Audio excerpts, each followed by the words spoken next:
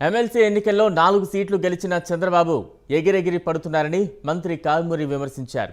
మొన్న జరిగిన ఎమ్మెల్సీ ఎన్నికల్లో ఒకరికి 15 కోట్లు, మరొకరికి 20 కోట్లు చంద్రబాబు ఇచ్చారని ఆరోపించారు. ఏలూరు జిల్లా ఇరగవరం మండలం విప్పర్రు గ్రామంలో జరిగిన వైఎస్ఆర్ ఆసరా కార్యక్రమంలో మంత్రి కారుమూరి ఈ వ్యాఖ్యలు చేశారు.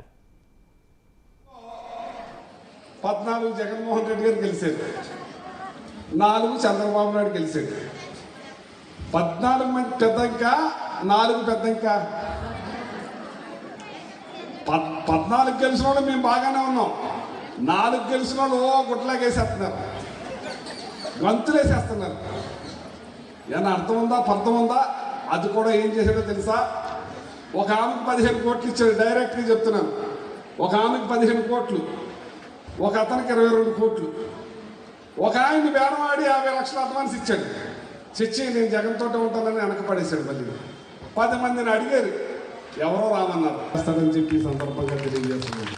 ఆ డబ్బుల్ని మీకు మీ పిల్లలకి ఎన్ని విధాల ఖర్చు పెడతాడో, బాగా చేస్తాడో, ఎన్ని ఆలోచనలు ఆయనలో ఉన్నాయో గమనించాలని చెప్పి దాచుకుని దోచుకునే వాళ్ళని మర్చిపోయి మీకోసం పంపే బటన్ నొక్కే